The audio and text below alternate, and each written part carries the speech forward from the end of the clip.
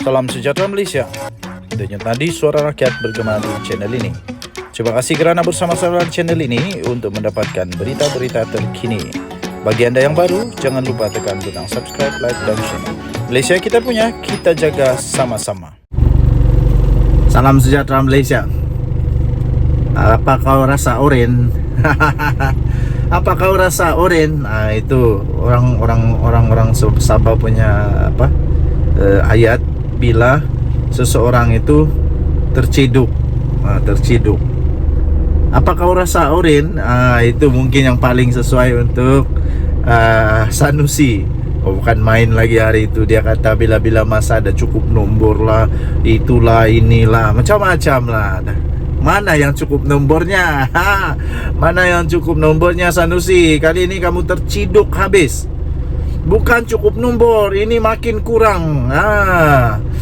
Jadi setelah dia terciduk, dia tampil pula dengan tanpa rasa malu pun.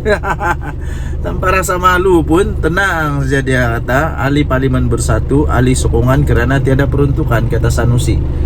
Dan setelah saya membaca artikel ini ataupun berita ini, ada sesuatu nada sana juga yang mungkin itu satu peringatan tegas kepada bersatu, supaya jagalah orang-orang kamu, jangan sampai lompat lagi. Bukan lompat ini, jangan sampai beralih sokongan lagi.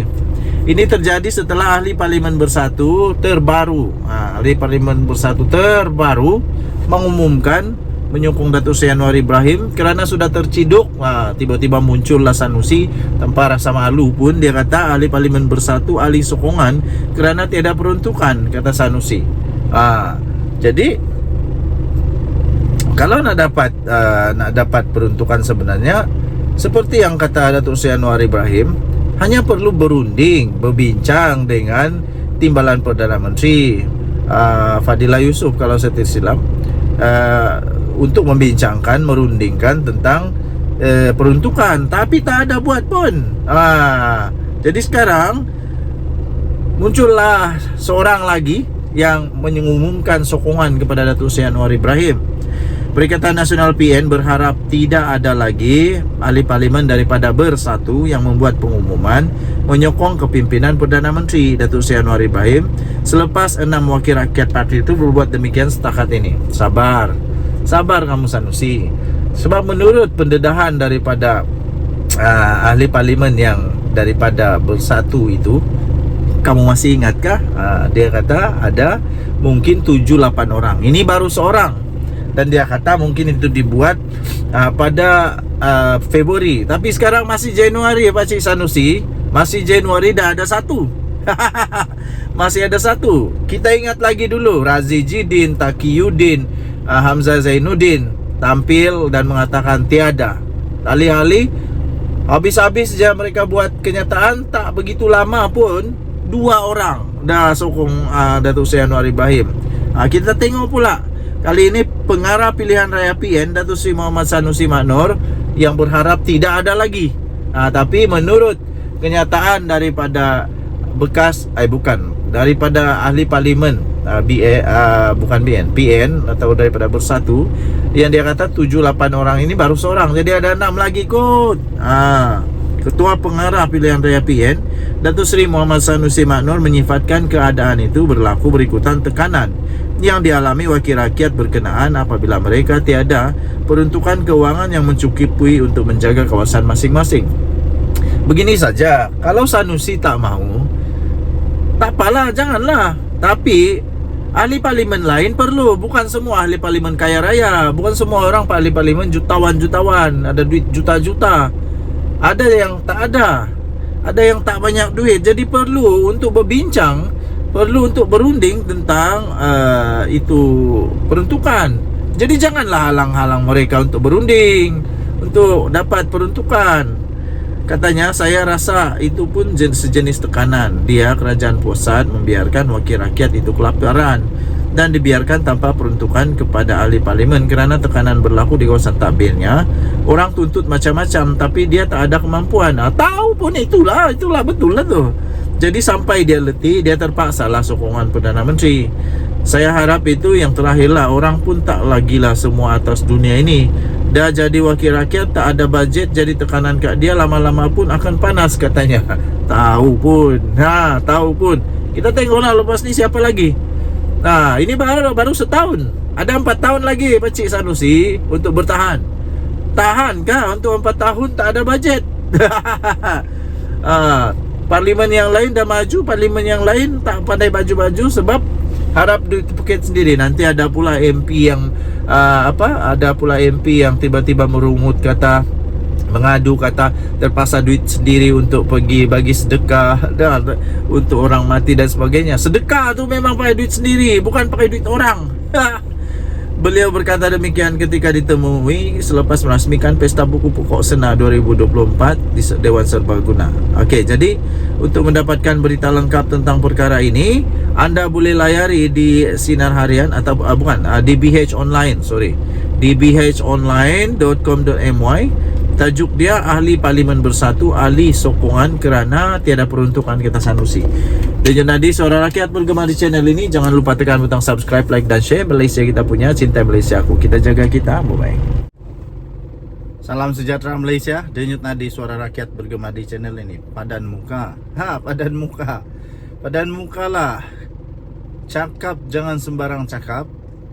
Sebab ada peribahasa berkata begini. Terlajak perahu boleh diundur, terlajak kata badan binasa.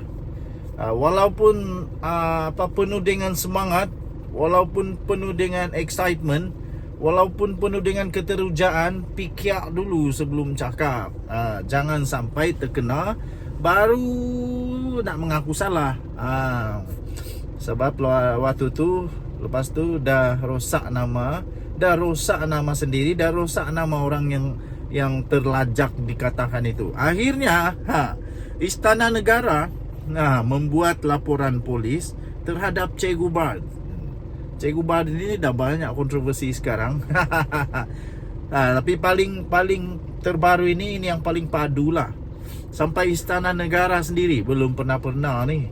Jarang-jarang berlaku Jarang-jarang berlaku di dalam politik Malaysia. Tiba-tiba Istana Negara sendiri membuat laporan polis terhadap Cikgu Bard. Ini jarang berlaku, tapi betul-betul berlaku. Satu laporan polis telah dibuat berhubung kenyataan Cikgu Bard atau nama sebenarnya Badrul Hisham Syaharin, berhubung dakwaan 3 wakil Perikatan Nasional PN dipanggil menghadap Yang di-Pertuan Agong pada Selasa. Sekarang baru tahulah. Masuk longkang lah kamu. Berdasarkan laporan polis yang tular di media sosial, pihak Istana Negara telah pun menafikan perkara tersebut dan Cikgu Bard didakwa telah mengeluarkan kenyataan yang tidak tepat berhubung perkara itu. Laporan tersebut turut memberitahu kenyataan yang telah dibuat oleh Cikgu Bard itu disedari menerusi video yang berdurasi 52 saat yang telah tular di aplikasi TikTok pada 22 Januari jam lebih kurang 6 petang di Pejabat Datuk Pengelola Bijaya Diraja Istana Negara di Kuala Lumpur.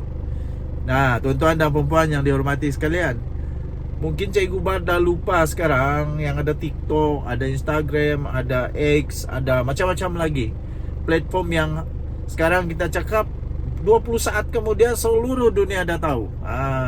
Jadi mungkin juga dia ingat Istana Negara tak tengok kot.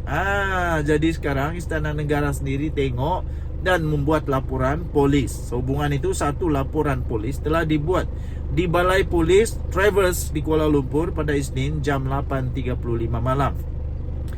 Saya selaku wakil daripada pihak istana menafikan dakwaan lelaki tersebut, kata wakil daripada Istana Negara itu. Tambahnya lagi, ia merupakan satu kenyataan yang tidak tepat, kata laporan itu.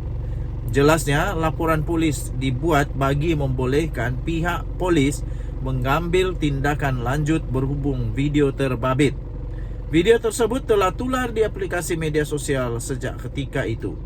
Sementara itu, Ketua Polis Kuala Lumpur, iaitu Datuk Alauddin Abdul Majid, ketika dihubungi oleh Sinar Harian mengesahkan laporan polis tersebut. Siasatan berhubung kes ini dijalankan oleh pihak Unit Siasatan Jenayah Terkelas USJT Bukit Aman, katanya. Tuan-tuan dan puan yang dihormati sekalian, saya fikir pihak polis tidak boleh berkompromi dengan perkara begini, apalagi mengheret pihak istana ke kancah politik yang penuh dengan pancaroba, penuh dengan ketidaktentuan sekarang ini. Tiba-tiba diheret-heretnya pihak istana pula. Lepas tu sudah dia keluarkan permohonan maaf kerana dia terkilaf, katanya. Oh, jadi tak boleh lah perkara begini dibiarkan dengan mudah-mudah begitu je. Kenapa? Sebab kalau tidak, selepas ini orang akan mulai sudah buat perkara yang sama. Bila laporan polis dibuat, minta maaf, selesai. Bila polis dibuat, minta maaf, selesai. Mengaku terkilaf, selesai. Oh, nanti semua orang buat macam begitu. Tak boleh lah. Jadi perlu untuk diperhatikan dan diambil tindakan segera. Mesti ada tindakan juga, supaya selepas ini orang tak suka-suka buat kenyataan yang membabitkan pihak istana negara pula tu dengan suka-suka. Jangan cuba-cuba untuk heret-heret pihak istana dengan laporan kenyataan, ucapan yang tak betul, yang tak tepat, yang salah. Itu dah memfitnah. Dah memfitnah. Jangan pula selepas ini tiba-tiba seluruh Malaysia labelkan pula orang-orang di dalam Bersatu, di dalam Perikatan Nasional suka memfitnah. Janganlah kerana nila setitik rosas susu sebelang, tak baik macam tu tau. Okey, apapun yang disahkan adalah pihak istana telah membuat laporan polis terhadap Cikgu Bad yang telah membuat kenyataan tak tepat. Dan Junadi Suara Rakyat bergema di channel ini. Bye-bye.